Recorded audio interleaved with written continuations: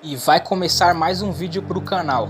Deixe seu like e se inscreva no canal para dar uma força pro canal crescer. Fala moçada, beleza? Polêmicas vazias na área, convidando você a se inscrever no canal, tocar na notificação, deixar seu like, seu dislike, comentar o conteúdo, compartilhar o conteúdo por aí, espalhando o link nos seus grupinhos de WhatsApp. A questão aqui é a seguinte, aproveitando aí a pandemia mundial, toda pandemia só pode ser mundial, né? Que senão não é pandemia, é epidemia. Para deixar claro, isso é um momento cultural. Lá na frente eu vou falar de um momento cultural. Mas a questão é, e o coronavírus? Está fudendo o futebol mundial? E a questão é exagero? É frescura? Não é? E qual é a melhor solução, por exemplo, para o calendário brasileiro? São N questões e polêmicas vazias que na verdade são polêmicas profundas, que atingem a minha vida, a sua vida, a vida de todo mundo, inclusive a vida dos jogadores de futebol. E obviamente quando atinge o futebol, atinge a nós que trabalhamos com isso, né? Então vamos lá, primeiro, não é frescura fechar estádios e paralisar o futebol. Em um primeiro momento se tentou fazer jogo com portões fechados, em um segundo momento se pensou a bloquear apenas maiores de 60, 70 anos, isso era uma ideia que tinha em parte na Europa, alguns países ainda seguem com os campeonatos mais ou menos normalizados, mas a questão é que você tem um efeito dominó. Quando alguém começa a fechar